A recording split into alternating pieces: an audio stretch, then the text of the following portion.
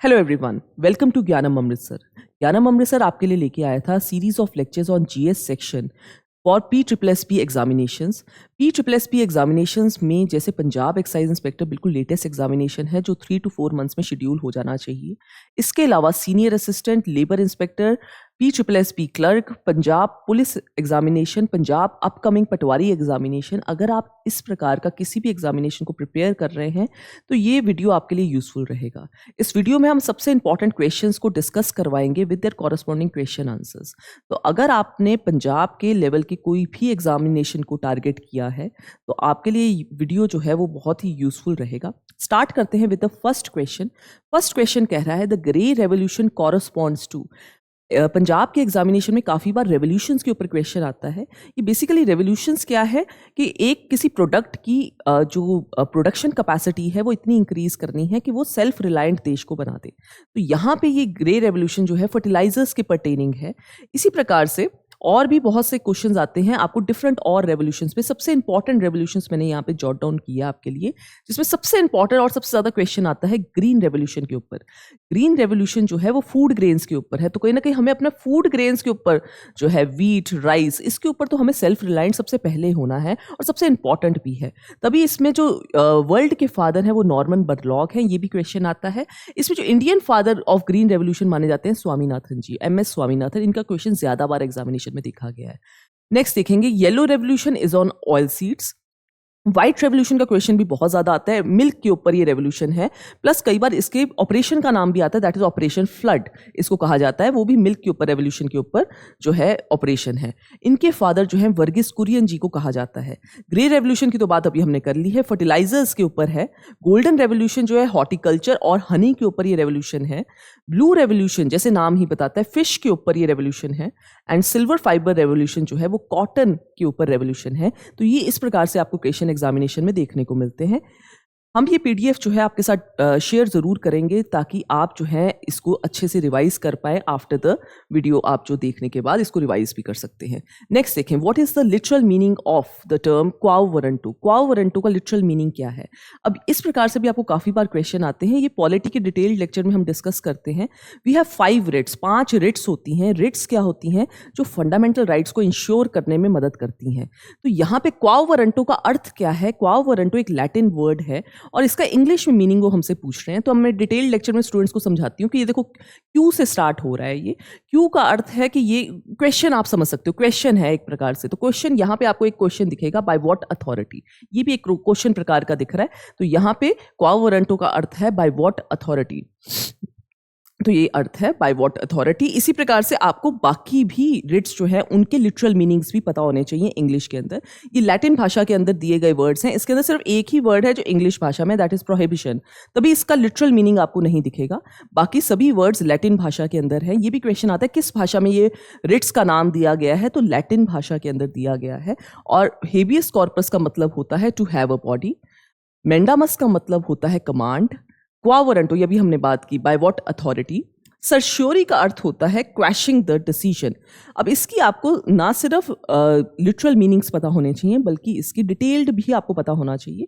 तो ये PDF जब हम आपके साथ शेयर करेंगे तो आप इसकी डिटेल भी जरूर जानिए। रिट्स बहुत इंपॉर्टेंट है पॉलिटी के पॉइंट ऑफ व्यू से। नेक्स्ट देखते हैं, the term cabinet is mentioned in which of the following articles of the Indian constitution. तो अगर आपने आर्टिकल 352, जो कि वैसे भी बहुत इंपॉर्टेंट आर्टिकल है बिकॉज ये इमरजेंसी, नेशनल इमरजेंसी का आर्टिकल है, तो आर्टिकल 352 के अंदर ही सिर्फ एक ही बार कैबिनेट वर्ड इस्तेमाल हुआ है आर्टिकल 352 के अंदर, which is actually an article of emergency, national emergency. इसी प्रकार से हमारी 3 इमरजेंसीज होती हैं अगर आपको पता हो पॉलिटी के अंदर, national emergency, state emergencies as well as financial emergency. National emergency under article 352, state emergency under article 356 and financial emergency under article 360। जो ये कैबिनेट वर्ड है ये नेशनल इमरजेंसी वाले आर्टिकल का सब पार्ट है। नेक्स्ट देखेंगे, the age of retirement of high court जजेस in India was increase from 60 to 62 years by which of the following constitutional amendment. तो जैसे कि हम जानते हैं कि मैक्सिमम गवर्नमेंट ऑफिसर्स जो हैं उनकी रिटायरमेंट एज 60 ईयर्स होती है। इसी प्रकार से जजेस की एज भी एक समय तक 60 एज ही उनकी रिटायरमेंट एज थी, लेकिन एक अमेंडमेंट हुई जिससे उनकी एज इंक्रीज कर दी गई। हाई कोर्ट की जजेस की एज 62 ईयर्स कर दी गई for the retirement, as well as Supreme Court के जजेस की एज जो है 65 ईयर्स कर दी गई फॉर द रिटायरमेंट। ये अमेंडमेंट थी 15th अमेंडमेंट। तो 15th अमेंडमेंट के तहत, जो कि 1963 में हुई थी, इस अमेंडमेंट के तहत जो है एज ऑफ हाई कोर्ट जजेस as well as Supreme court जजेस इंक्रीज्ड। हाई कोर्ट की जजेस की 62 तक retirement age and supreme Court के जजेस की 65 ईयर्स तक रिटायरमेंट एज कर दी गई। नेक्स्ट देखेंगे, identify the leader who support was sought by Ali brothers. Ali brothers जिन्होंने खिलाफत मूवमेंट इंडिया में लीड किया for the launch of Khilafat movement by Indian National Congress. Indian National Congress के कौन से लीडर की सपोर्ट सॉट की? अली ब्रदर्स ने। तो यहाँ पे आपका आंसर है महात्मा गांधी जी। अगर हमें थोड़ा सा याद हो इंडियन मॉडर्न इंडिया का, मॉडर्न इंडियन नेशनल मूवमेंट का, तो आपको पता होगा कि 1920 के आसपास महात्मा गांधी जी की ही कॉल थी नॉन कोऑपरेशन की। इसी समय पे शौकत अली, मोहम्मद अली, इन्होंने कॉल दी थी खिलाफत मूवमेंट की। तो कहीं ना कहीं ये हैंड इन हैंड दो मूवमेंट चली, दैट इज खिलाफत movement with the non cooperation movement. तो यहाँ पे मोहम्मद अली एंड शौकत अली, ये ब्रदर्स जो थे, इनके द्वारा खिलाफत मूवमेंट इंडिया में जो है वो एक पीक पे पहुंची और महात्मा गांधी जी की सपोर्ट वो सॉर्ट कर रहे थे। महात्मा गांधी जी उस समय पे नॉन कोऑपरेशन मूवमेंट को सपोर्ट कर रहे थे। ठीक है जी। 1920 के आसपास हमारे देश में maximum part of the community जो था, maximum part of the society, वो एक नॉन कोऑपरेशन में चला गया था विद द ब्रिटिशर्स। नेक्स्ट देखेंगे, who founded the full text of Kautilya's Arthashastra on a palm leaf in a Grantha script. तो ये जब हम मॉडर्न डायनेस्टी पढ़ते हैं तो ये हम बिल्कुल डिस्कस करते हैं कि वैसे तो अर्थशास्त्र जो है वो कौटिल्य के द्वारा लिखी गई थी। कौटिल्य, जिनको हम चाणक्य भी कहते हैं दूसरी भाषा में, या विष्णुगुप्ता भी उन्हीं का नाम है, लेकिन वो एक समय पे हमें रीडिस्कवर हमने दोबारा की, और किसके द्वारा की? आर श्याम शास्त्री जी के द्वारा इसको रीडिस्कवर किया गया 1905 के अंदर। ये उसी रीडिस्कवरी की बात कर रहे हैं। तो ये हमारे very much a part of our curriculum है। तो ये यहाँ पे देखिए ज़रा, 1905 में श्याम शास्त्री जी ने इसको रीडिस्कवर किया है। ये रीडिस्कवरी वाला क्वेश्चन था। आगे देखते हैं, Who coined the term Pakistan for the first time? Pakistan term किसने फर्स्ट टाइम कॉइन की? तो यहाँ पे आपका आंसर आता है रहमत अली जी। और अगर इनका पूरा नाम कहें तो चौधरी रहमत अली नाम से ये फेमस थे। इन्होंने कॉइन किया था कि एक सेपरेट देश जो हम बनाएंगे उसका नाम क्या होना चाहिए। तो उन्होंने पाकिस्तान, पाक वर्ड और स्थान, पाक का मतलब होता है प्योर, ये स्थान उन्होंने इस प्रकार से एक नाम क्रिएट किया। आगे जाके इकबाल जी बताएंगे कि कौन सी स्पेसेस ऐसी, कौन सी जगहें ऐसी होनी चाहिए जो सेपरेट देश में बन जानी चाहिए जहाँ पे मुस्लिम पॉपुलेशन ज़्यादा है। ये दोनों आइडियोलॉजीज़ को ज्वाइन करके मोहम्मद अली जिन्ना जी ने 1940 में separate country Pakistan resolution pass की, और वो उनका लाहौर, मुस्लिम लीग का लाहौर सेशन माना जाता है। नेक्स्ट देखें, चौधरी रहमत अली जी ने कॉइन किया, और कौन से साल में? 1933 में कॉइन की गई है। नेक्स्ट देखें, who gave the title of शेर खान टू शेरशाह सूरी जी? शेर खान का टाइटल किसने दिया शेरशाह सूरी जी को? तो शेरशाह सूरी जो नाम है, बहुत ही फेमस पर्सनालिटी हैं एक समय की, और इनका ओरिजिनल नाम माना जाता है फरीद खान था। बचपन में ही माना जाता है, बहुत थोड़े एज की, जब ये बहुत यंगर साइड पे थे तभी इनका नाम शेर खान पुट कर दिया। कहा जाता है इन्होंने बेयर हैंड्स के साथ एक शेर को किल कर दिया, तो उसमें उनकी ब्रेवरी को देखते हुए उनका नाम फरीद खान से शेर खान पुट हो गया। एक ये भी स्टोरी है कि उनका नाम शेर शाह, शाह का टाइटल उनको कब मिला? तो ये एक बैटल थी, बैटल ऑफ चौसा, जो उन्होंने हुमायूं के अगेंस्ट फाइट की थी, तब उनको शेर शाह का टाइटल बेसिकली जब है वो चौसा की बैटल फाइट करते करते उनको, जब वो जीते थे तो उनको मिला था। और ये नाम किसने दिया शेर खान वाला? ये मोहम्मद नुहानी जी ने दिया है। और आगे का टाइटल उनको मिला है उनकी बैटल फाइट जो उन्होंने जीती थी विद द हुमायूं, उसके उसमें ऑनर में मिला था। तो ये यहाँ पे मोहम्मद नुहानी है जिन्होंने उनको शेर खान का टाइटल दिया है। ठीक है जी। इनको बाहर खान नुहानी भी कहा जाता था, बाद में उन्हीं का नाम मोहम्मद नुहानी नाम से भी फेमस होने लग गया।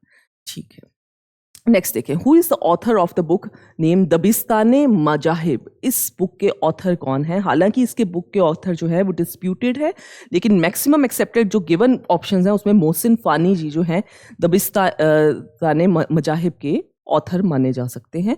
वैसे इनके ऑथर जो हैं, ये वाली किताब के ऑथर डिस्प्यूटेड हैं थोड़े से। दो लोगों को माना जाता है, इनको भी माना जाता है कि इन्होंने दबिस्ताने मजाहिब लिखी है, प्लस मोहसिन फानी को भी माना जाता है। तो दो आंसर्स आप ध्यान रखें इस बुक के पर्सपेक्टिव में।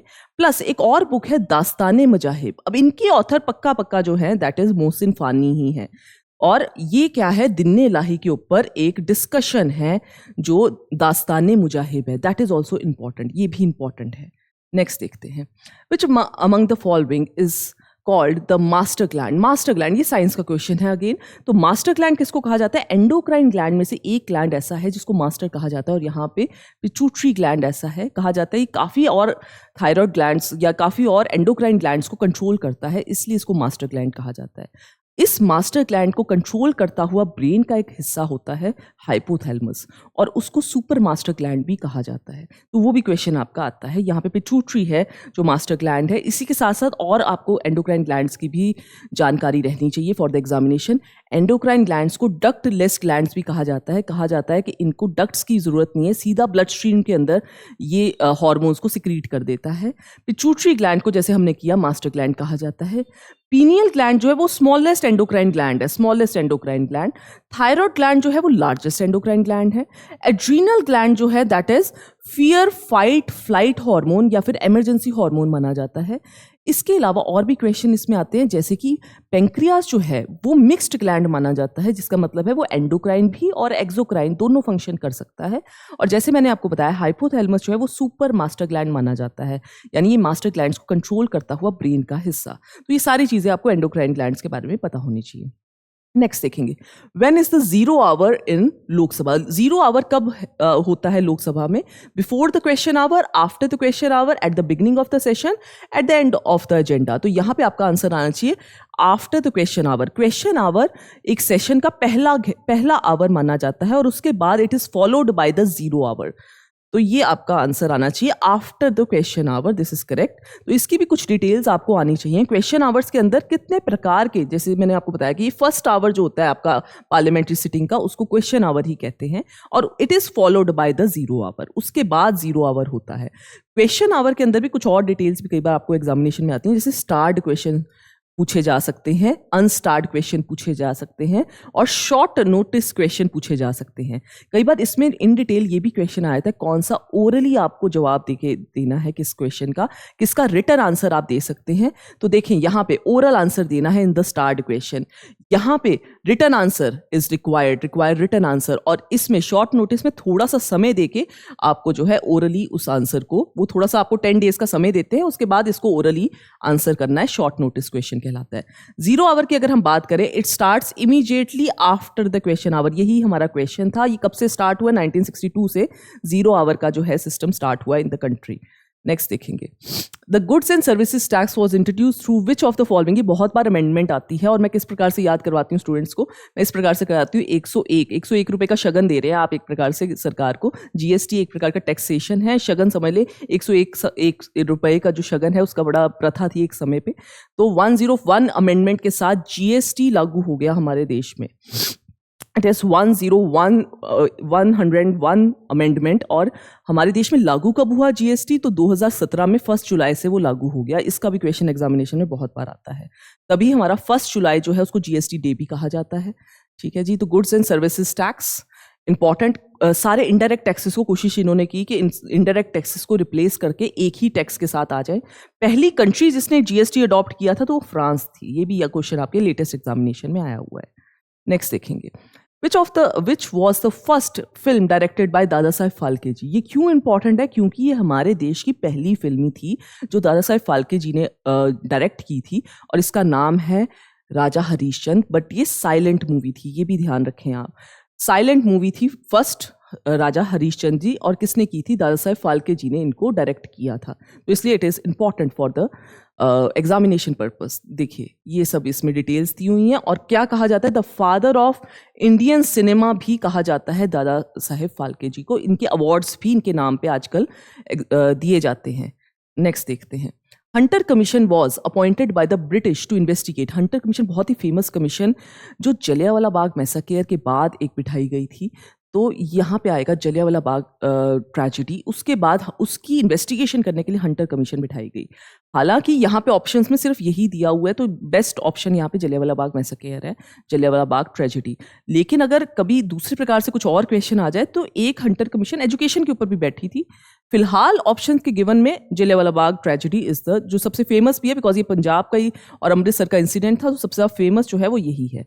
हंटर कमीशन देखिए कब की गई? अप्रैल 1919 के आसपास जो है ये 13 अप्रैल 1919 का जो जलियांवाला बाग ट्रेजेडी है उसके ऊपर बैठी थी ये कमीशन। कि क्या वहाँ पे गलती हुई कि इतनी लोगों की वहाँ पे डेथ हुई। नेक्स्ट देखेंगे, चंपारण सत्याग्रह जो है वो स्टार्टेड इन विच ईयर। बहुत ही इंपॉर्टेंट, बहुत ही ईजी क्वेश्चन है। चंपारण सत्याग्रह 1917 में स्टार्ट किया गया। चंपारण सत्याग्रह का इंडिगो रिवोल्ट था, जो गांधी का देश में लौटने के बाद पहला एक सत्याग्रह था। ये रीजन क्या था? इंडिगो रिवोल्ट, तिनकाथिया सिस्टम लागू किया गया हुआ था, जो कि 3/20 ऑफ द लैंड जो था वो इंडिगो ही ग्रो करना है। ये एक चंपारण में प्रॉब्लम चल रही थी, जिसमें राज शुक्ला फिर आके रिक्वेस्ट करेंगे गांधी को कि ये प्रॉब्लम का सलूशन निकाला जाए, तो एक सत्याग्रह होगा जिसको चंपारण सत्याग्रह कहते हैं। 1917 का इवेंट है, 1917। ये बहुत ही फेमस सत्याग्रह है, गांधी का देश में आने के बाद पहला सत्याग्रह है। इसके बाद 2 और सत्याग्रह अगले ही साल में होंगे, Ahmedabad mill strike as well as Kheda Satyagraha. तो ये पहला वाला है जो इंडिगो रिवोल्ट था एक प्रकार से। नेक्स्ट देखेंगे, in which year was the Sikkim completely merged with India. तो यहाँ पे याद रखें, सिक्किम जो है 1975 के आसपास कंप्लीटली मर्ज माना जाता है, हो गया था विद इंडिया। और रीज़न क्या था? वहाँ पे उन्होंने रेफरेंडम जब कराया तो 97.5% लोगों ने मोनार्ची को रिजेक्ट कर दिया। वहाँ पे मोनार्ची होता है, एक ही राजा जहाँ पे भी प्रकार से बना होता है, उसको रिजेक्ट करते हुए इंडियन टेरिटरी के साथ जुड़ना उन्होंने प्रेफर किया। नेक्स्ट देखेंगे, who is the designated chairperson of NITI Aayog. कुछ ऐसी हमारे देश में ऑर्गेनाइजेशंस हैं जिनका बाय डिफॉल्ट जो चेयरपर्सन है वो प्राइम मिनिस्टर ही रहते हैं। तो नीति आयोग भी इसी प्रकार से है, तो यहाँ पे प्राइम मिनिस्टर ऑफ इंडिया है। और भी ऐसी कुछ ऑर्गेनाइजेशंस होती हैं जिसमें by default prime minister of India ही उनके ऑर्गेनाइजेशन के बाय डिफॉल्ट चेयरपर्सन होते हैं।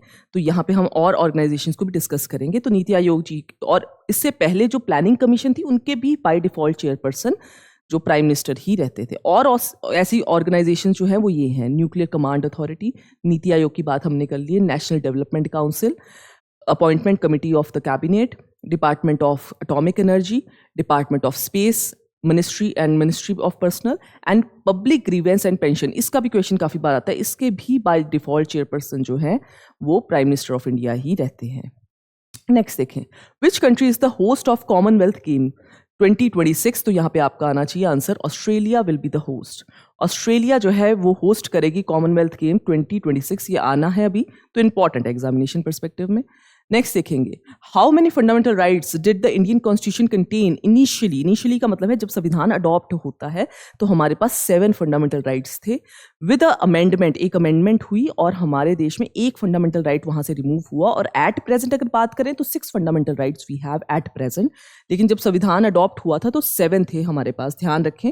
और वो कौन से हैं? वो ये वाले हैं, right to equality, right to freedom, right against exploitation, right to freedom of religion, cultural educational rights. ये जो है ये अब डिलीट हो चुका है। जब संविधान अडॉप्ट हुआ था तो 31 जो आर्टिकल है that is right to property भी हमारा फंडामेंटल राइट था, और राइट टू कॉन्स्टिट्यूशनल रेमेडीज ये है। तो एट प्रेजेंट हमारे पास 6 हैं, लेकिन संविधान अडॉप्ट होने समय 7 थे हमारे पास। नेक्स्ट देखेंगे, Bhagat Singh, Rajguru and Sukhdev along with Jai Gopal were involved in which of the following conspiracy case। तो यहाँ पे आपका आंसर बड़ा ही फेमस है, that is Lahore conspiracy. Lahore conspiracy के तहत उन्होंने डिसाइड किया था कि स्कॉट को किल किया जाएगा, जो लाला लाजपत राय की लाठी चार्ज के लिए रिस्पॉन्सिबल माने गए थे। अगेन आगे जाके लाहौर कॉन्स्पिरेसी के तहत ही execution of Bhagat Singh, Rajguru and Sukhdev, last में उनको डेथ पेनल्टी जो हुई है वो इसी केस के तहत हुई है। तो इंपॉर्टेंट है ये एग्जामिनेशन परस्पेक्टिव में। नेक्स्ट देखिए, during which among the following movements Mahatma Gandhi remarked on bended knees I ask for bread and received stones instead. तो तकरीबन सभी कहीं ना कहीं मूवमेंट्स ऐसी थी जहाँ पे हम अपने बेसिक राइट्स ही मांग रहे थे फ्रॉम द ब्रिटिशर्स। लेकिन हाँ, ये एक कोटेशन किसके लिए दी गई? ये डांडी मार्च के लिए ये वाली कोटेशन दी गई कि हम बेंडेड नीज के साथ आपसे ब्रेड और मतलब बेसिक नेसेसिटीज अपनी डिमांड कर रहे हैं और आपने स्टोन्स हमें दिए हैं उसकी जगह।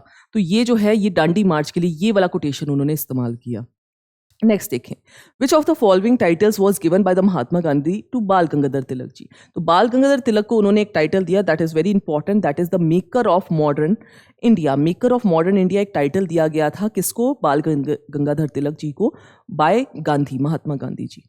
नेक्स्ट देखें, the Kanha tiger reserve is located in which of the following states या यूटीज। कान्हा जो है टाइगर रिजर्व कहाँ पे है? तो इट इज इन मध्य प्रदेश। कुछ टाइगर रिजर्व्स के ऊपर भी question examination point of view से बहुत ज़्यादा आते हैं आपको, तो इसीलिए हमने एक चार्ट जो है मैंने जॉट डाउन किया आपके लिए। ये PDF आपको डेफिनेटली मिल जाएगी in the in the comment box. अब ये कुछ जो टाइगर रिजर्व्स हैं ये बहुत बार एग्जामिनेशन में आते हैं, तो आपको ये तो एटलीस्ट आने चाहिए। उसके अलावा आप जितने मर्जी याद कर लें, एटलीस्ट आपको ये आने चाहिए। नागार्जुन टाइगर रिजर्व जो है वो आंध्र प्रदेश में है। मानस जो है दैट इज इन असम। काजीरंगा ये फेमस है, Kaziranga is very famous Assam के अंदर। बंदीपुर जो है वो कर्नाटक में है। कान्हा जिसका क्वेश्चन आया दैट इज इन मध्य प्रदेश। पेंच जो है that is in Madhya Pradesh as well as sometimes Maharashtra के साथ भी थोड़ी सी बाउंड्री शेयर होती है पेंच टाइगर रिजर्व की। पन्ना जो है that is in Madhya Pradesh again. Similipal इसका भी क्वेश्चन आता है आपको एग्जामिनेशन में, उड़ीसा में है। सरिस्का एंड रणथंभौर ये राजस्थान के हैं। जिम कॉर्बेट का भी क्वेश्चन आपको काफी बार आता है, इंपॉर्टेंट है, उत्तराखंड के अंदर है। सुंदरबंस तो आप जानते ही होंगे, it is in West Bengal. And Periyar, Periyar word जो है ये वैसी एक नदी जो है केरला साइड से बड़ी फेमस नदी है, तो ये केरला है। ये इंपॉर्टेंट कुछ टाइगर रिजर्व्स है। नेक्स्ट देखेंगे, Ryder Cup is related to which sport. तो ये भी एग्जामिनेशन में क्वेश्चन बहुत आते हैं, ये कप किसके साथ रिलेटेड है। तो ये राइडर कप जो है गोल्फ के साथ रिलेटेड है। इस प्रकार के क्वेश्चन भी आपको एक प्रकार से स्टैटिक का मान सकते हैं, स्टैटिक जीके के क्वेश्चन हैं, तो गोल्फ के साथ राइडर कप जुड़ा है। इसी प्रकार से इंपॉर्टेंट कप्स की भी मैंने आपके लिए एक पीडीएफ रेडी की है, जो सबसे इंपॉर्टेंट कप्स हैं, एटलीस्ट उतने हमें आने चाहिए। That is Aga Khan cup hockey के लिए, दुलीप ट्रॉफी क्रिकेट के लिए, दुरंत कप फुटबॉल के लिए, Ranji as well as Irani trophy for cricket, Santosh trophy FIFA तो सबको जानते ही हैं फुटबॉल के लिए, Thomas cup for the badminton, Uber cup is also for badminton, एक मेल है एक फीमेल के लिए, वॉकर कप, राइडर कप का क्वेश्चन आया है, that is both for golf. Dhyan Chand trophy, Dhyan Chand तो आपको पता ही है, हमारे जो हॉकी विजर्ड थे तो हॉकी का है। और अजलान शाह जो है that is for hockey again. तो ये कुछ इंपॉर्टेंट कप्स हैं जो आपको आने चाहिए। Next question, where are the headquarters of FIFA, FIFA located. तो फीफा का हेडक्वार्टर है at Zurich, Zurich located. FIFA बहुत ही फुटबॉल का बहुत ही फेमस एक कप है, तो इसका जरूर पता होना चाहिए। नेक्स्ट देखें, Harappa, Harappa was initially on the bank of which river. ये बहुत बार क्वेश्चन आते हैं। इंडस वैली सिविलाइजेशन की जो इंपॉर्टेंट सिटीज हैं वो कौन सी नदियों के किनारे वो शहर स्थित थे, वो बहुत बार क्वेश्चन आता है। तो हरप्पा मैं ऐसे याद करवाती हूँ अपने डिटेल लेक्चर में। हरप्पा, रावी का र का साउंड बहुत आ रहा है, रावी की नदी के किनारे एक्चुअल में ये स्थित था। रावी नदी के किनारे हरप्पा शहर स्थित है। इसी प्रकार से और आपको भी इंपॉर्टेंट जो सिटीज है उनके कौन सी नदी के किनारे वो स्थित थे वो क्वेश्चन आ सकता है। जैसे हरप्पा तो हमने कर लिया, रावी नदी। मोहनजोदारो बड़ा शहर था, तो मैं ये याद रखती हूँ कि इंदस भी बड़ी नदी है, तो इंदस के किनारे वो स्थित है। रोपड़ जो है सतलुज के किनारे। लोथल इंपॉर्टेंट बिकॉज यहाँ पे मैरीटाइम हेरिटेज कॉम्प्लेक्स भी एक लेटेस्ट बनाया गया है, इनॉग्रेट हुआ है। गल्फ ऑफ भोगवा ये गुजरात में लोथल जगह है, इंपॉर्टेंट है। कालीबंगन घग्गर नदी के किनारे। धोलावीरा ये भी इंपॉर्टेंट, गुजरात में ही है ये भी शहर, रन ऑफ कच्छ के किनारे। और राखीगढ़ी ये सबसे बड़ा शहर जो निकल के आया है इंडस वैली सिविलाइजेशन के अंदर, हड़प्पन सिविलाइजेशन में से, वो राखीगढ़ी ही है, घग्गर हाकरा रिवर के किनारे। कई बार अगर आपको घग्गर हाकरा रिवर ना दिखे, जो कि करेंटली करेक्ट है, लेकिन ड्राइड अप सरस्वती के किनारे आ जाए, वो भी राखीगढ़ी माना जाता है। ड्राइड अप सरस्वती के किनारे भी ये वाला शहर स्थित था। नेक्स्ट देखेंगे, who is the author of Ashtadhyayi. Ashtadhyayi बहुत बार एग्जामिनेशन में क्वेश्चन आता है। अष्टधाई एक स्टार्टिंग की एंशिएंट हिस्ट्री की एक ऐसी किताबों में से थी जिसमें संस्कृत ग्रामर को किस प्रकार से लिखना है उसके कुछ बेसिक स्टैंडर्ड्स दिए गए हैं। तो संस्कृत भाषा के ऊपर एक किताब है जो कि पनिन्नी के द्वारा लिखी गई है।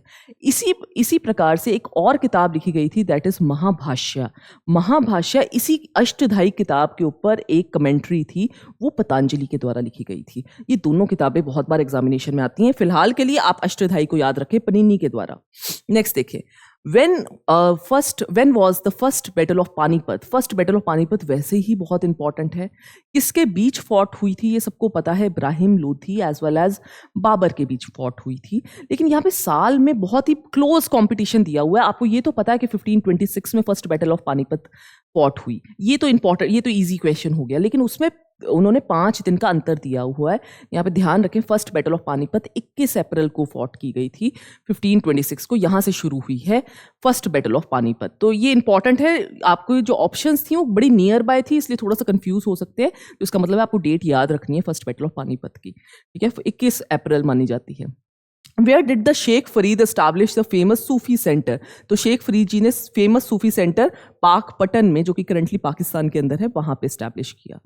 नेक्स्ट देखते हैं, When was the Battle of Sabraon fought? Battle of Sabraon Anglo Sikh Wars के परस्पेक्टिव में बहुत ही इंपॉर्टेंट बैटल है। फर्स्ट एंग्लो सिख वॉर की जो डिसाइसिव बैटल है वो बैटल ऑफ सबराउं ही मानी जाती है। और इसमें भी देखिए बड़े क्लोज कंपटीशन है। यहाँ पे जनवरी और फरवरी की कुछ डेट्स दी हुई हैं, तो यहाँ पे आपका आंसर जो है दैट इज 10 फेब 1846। यहाँ पे ये बैटल जो है सबराउं की बैटल, ये वाले दो ऑप्शन जो हैं आपको बड़े ही नियर बाय दिख रहे हैं। ये तीनों ऑप्शंस नियर बाय दिख रहे हैं क्योंकि साल अगर आपको याद भी हो, कई बार डेट्स पे भी इंपॉर्टेंट क्वेश्चन आ जाता है। तो बैटल ऑफ सबराउं बिकॉज वो फर्स्ट एंग्लो सिख वॉर की डिसाइसिव बैटल थी, तो इसलिए आपको उसका साल भी याद रखना है, दिन भी याद रखना है। दैट इज 10 फेब 1846 को सबराउं की बैटल हुई, very important. The battle was the final conflict between the Anglo Sikh war. 10 Feb को ये कंक्लूड हुई है और ये डिसाइसिवली कहाँ पे, ब्रिटिशर्स के फेवर में ये बैटल जो है, डिसाइसिव विक्ट्री ऑफ ब्रिटिशर्स हो जाती है यहाँ पे इस बैटल के थ्रू।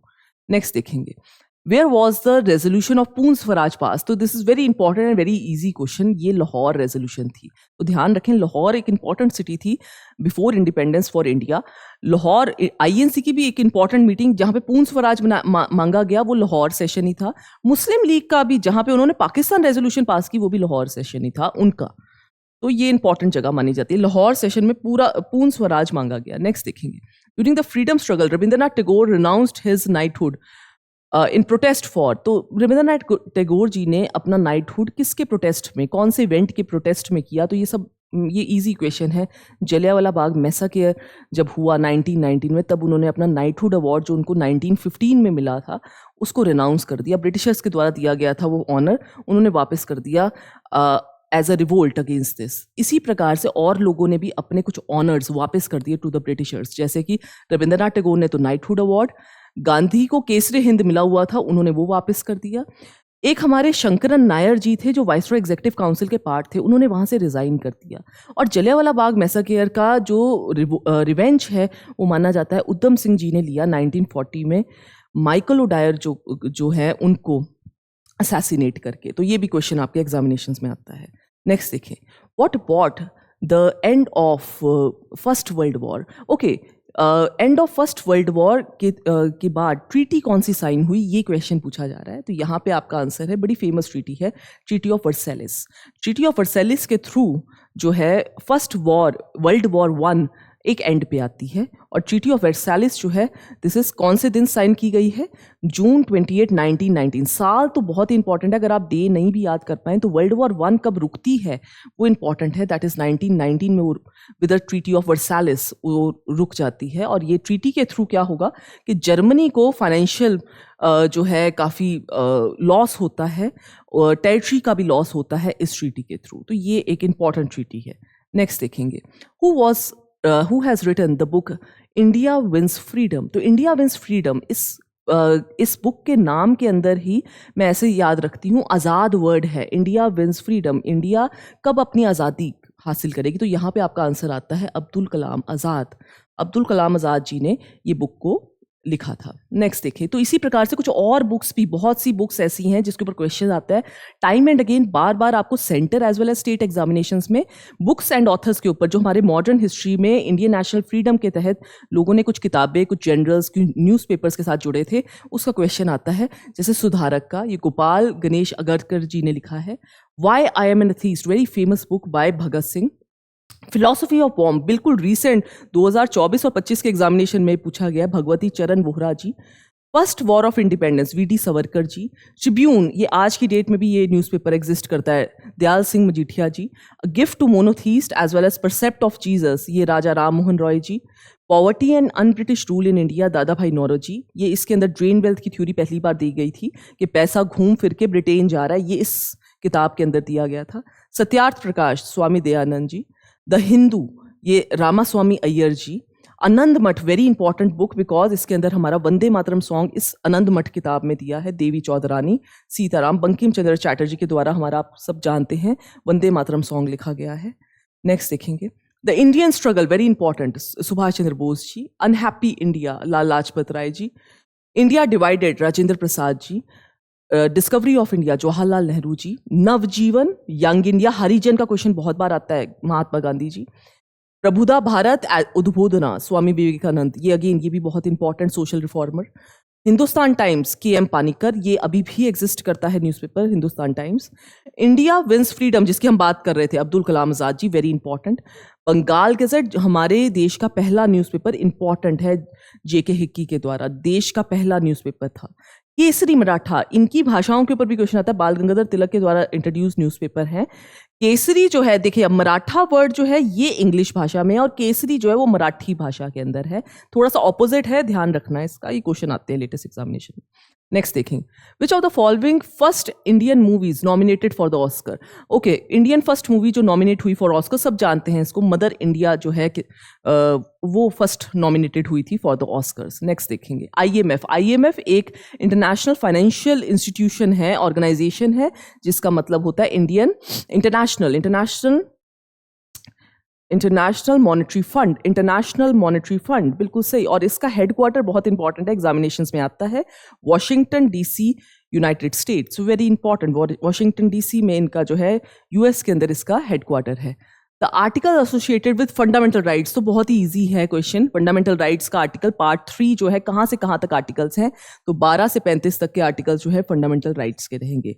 ठीक है जी, नेक्स्ट देखेंगे, the international day of yoga. Again देखिए, आप कुछ क्वेश्चंस बहुत ही इजी आते हैं एग्जामिनेशन में, इजी, मॉडरेट, डिफिकल्ट, तीनों तरीके के क्वेश्चन आते हैं आपके एग्जामिनेशन में। इंटरनेशनल डे ऑफ योगा, क्योंकि ये इंडिया की तरफ से ही इंट्रोड्यूस्ड किया हुआ दिन है, तो ये बहुत बार एग्जामिनेशन में आता है। 21 जून को कहा जाता है। 21 जून जो है वो समर सोलिस्टाइज डे भी होता है फॉर द नॉर्दर्न हेमिस्फीयर, जिसका अर्थ होता है कि जो सूरज की डायरेक्ट रेज हैं वो ट्रॉपिक ऑफ कैंसर यानी 23.5 डिग्री नॉर्थ के ऊपर डायरेक्ट रेज ऑफ द सूरज जो है वो इस 21 जून को पड़ती हैं। नेक्स्ट देखेंगे, वर्ल्ड एनवायरनमेंट डे। ये बहुत बार एग्जामिनेशन में, ये भी आपके पंजाब के एग्जामिनेशन में बहुत बार ये क्वेश्चन देखा गया है। It is on 5 June, world का एनवायरनमेंट डे, तो 5 जून को मनाया जाता है। नेक्स्ट देखें, सुनील छेत्री, ये तो बहुत ही फेमस पर्सन है, किस स्पोर्ट से जुड़े हैं, कई बार इजी क्वेश्चन आपका आता है, फुटबॉल के साथ जुड़े हुए एक बहुत ही इंपॉर्टेंट प्लेयर है हमारे देश के। नेक्स्ट देखेंगे, the famous Puranchand Wadali ji associated with, तो पुरानचंद वडाली जी जो हैं वो किसके साथ एसोसिएटेड हैं, that is with music, music के साथ एसोसिएटेड है। बिल्कुल इजी क्वेश्चंस, कुछ बहुत ही इजी क्वेश्चन है, बहुत ही फेमस पर्सनैलिटीज का कई बार वो पूछ लेंगे जिसका आपको अर्थ आता ही होगा। Which of the following is the other name for Harappan civilisation, तो ये भी इजी क्वेश्चन है, इंदस वैली सिविलाइजेशन उसका दूसरा नाम है हड़प्पन सिविलाइजेशन का। नेक्स्ट देखिए, पहला सिटी, क्योंकि हड़प्पा फाइंड की गई थी इसलिए हड़प्पन सिविलाइजेशन भी कहते हैं। हड़प्पा सिटी, ध्यान रखें, 1921 में दयाराम सानी के द्वारा डिस्कवर की गई थी। नेक्स्ट देखते हैं, हु फाउंडेड, देखिए मौर्यन एम्पायर, कितना इजी क्वेश्चन है। मौर्यन एम्पायर जो है वो हम सब जानते हैं चंद्रगुप्त मौर्य के द्वारा स्टार्ट किया गया, फिर उसके बेटे बिंदुसार ने उनको आगे ओवरटेक किया, सक्सीड किया, और उसके बाद अशोक ने आगे सक्सीड किया। अशोक भी फेमस राजा बन गए आगे जाके हिस्ट्री में, तो इजी क्वेश्चन से भी भरा होता है आपका एग्जामिनेशन। नेक्स्ट देखेंगे, where is the Sanchi stupa. Sanchi, कुछ स्तूपास बहुत ही फेमस है हमारे देश में, जिसमें सांची स्तूपा भी फेमस है, ये जो है नियर भोपाल है ये सांची स्तूपा। इसी प्रकार से और भी क्वेश्चन आपके आ सकते हैं दूसरे स्तूपास पे भी, जैसे धमेक स्तूपा पे भी क्वेश्चन आ सकता है। ये धमेक स्तूपा जो है सारनाथ में लोकेटेड है और बुद्धा के पहले सरमन को ऑनर करता हुआ स्तूपा है, गेव द फर्स्ट सरमन, उसके ऑनर में ये धमेक स्तूपा बना है। महाबोधि स्तूपा जो है वो बोध गया जहाँ पे उनको एनलाइटनमेंट मिली, उसके ऑनर में बनाया गया है। सांची स्तूपा जैसे हमने बात की, ये कहाँ बना है, 46 kilometres from the Bhopal, Madhya Pradesh के अंदर ये स्तूपा है। कई बार स्टेट भी आती है तो मध्य प्रदेश में सांची स्तूपा। बरहुत स्तूपा जो है वो भी मध्य प्रदेश के अंदर, और लुम्बिनी पिलर जो है ये हम सब जानते हैं, ये उनकी बर्थ प्लेस लुम्बिनी मानी जाती है गौतम बुद्ध जी की, और वो नेपाल में रहेगा, नेपाल में, it will be in Nepal, Lumbini Nepal.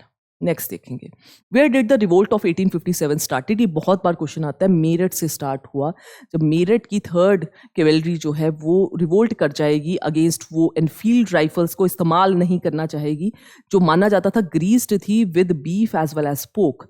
तो इसको ये वाली इन्फेंट्री जो ये वाली 3rd जो हमारी मेरठ से रिवोल्ट करेगी, उनको कोर्ट मार्शल्ड कर दिया जाएगा, बाद में जाके उनको गिरफ्तार भी कर लिया जाएगा। बाकी सारे मेरठ के जो सिपाहीज हैं वो उनको आज़ाद करवा के दिल्ली की तरफ मूव करने की कोशिश करेंगे, और मेरठ से इसलिए कहा जाता है एक्चुअल में म्यूटनी स्टार्ट हुई। तो इसकी डिटेल लेक्चर हम करते हैं, डिटेल में इसकी बात करते होते हैं अपने डिटेल्ड लेक्चर्स में।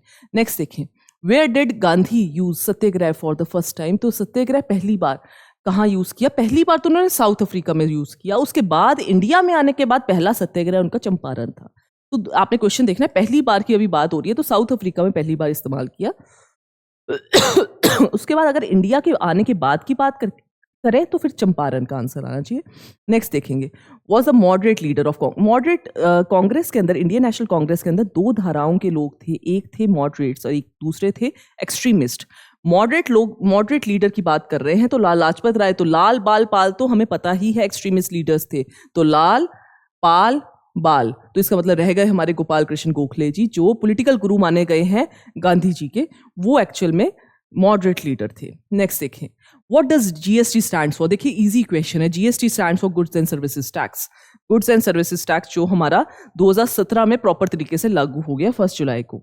नेक्स्ट देखिए, which government authority issues the currency notes in India. Currency note कौन इशू करता है, हम सबको पता है, आरबीआई इशू करती है करेंसी नोट्स, सिर्फ with the exception of 1 rupee note. 1 rupee note ministry of finance करती है, कॉइन्स भी मिनिस्ट्री ऑफ फाइनेंस इंट्रोड्यूस करता है, लेकिन बाकी सारे ही नोट जो हैं वो reserve bank of India RBI introduce करती है। तो यहाँ पे मिनिस्ट्री ऑफ फाइनेंस वैसे भी ऑप्शन में नहीं है, तो इसलिए आपका आंसर आरबीआई ही बनता है। नेक्स्ट देखेंगे, which government authority issues the currency notes. Okay, ये बात हो चुकी है, that is the reserve bank of India. Next देखेंगे, चैट जीपीटी। चैट जीपीटी बहुत ही फेमस एक आर्टिफिशियल इंटेलिजेंस का एक प्लेटफॉर्म है, तो चैट जीपीटी किसने इंट्रोड्यूस किया, ओपन एआई जी ने इस चीज को इंट्रोड्यूस किया है। नेक्स्ट देखें, the Latin word for feeders. Feeders का ये जो फीडर्स लैटिन वर्ड है, giving birth to a term federation, इसका मतलब क्या होता है, इसका मतलब होता है ट्रीटी। ट्रीटी एक्चुअल में क्या होती है, जब कोई भी वॉर होती है या कोई भी समझौता का एक वर्ड होता है जिसको हम कहते हैं ट्रीटी। कोई भी वॉर के बाद जब समझौता पे 2 पार्टीज आ जाती हैं, उसको हम कहते हैं ये ट्रीटी साइन हो रही है उनके बीच। तो इस प्रकार से हमारे जो हैं आज का टॉपिक जो है हम यहीं पे कंप्लीट करते हैं। अगर आपको किसी भी पंजाब के लेवल के एग्जामिनेशन में कोई भी डाउट है तो आप ज्ञानम अमृतसर को डेफिनेटली कांटेक्ट कर सकते हैं। हम कोशिश करेंगे आपके साथ और भी इस प्रकार के लेक्चर शेयर करेंगे जहां पे आपको जीएस के पर्टेनिंग पता लगेगा कि एग्जामिनेशन में किस प्रकार से क्वेश्चंस आते हैं और उस प्रकार से आने वाले एग्जामिनेशन में और कैसे क्वेश्चंस बन सकते हैं। Thank you very much.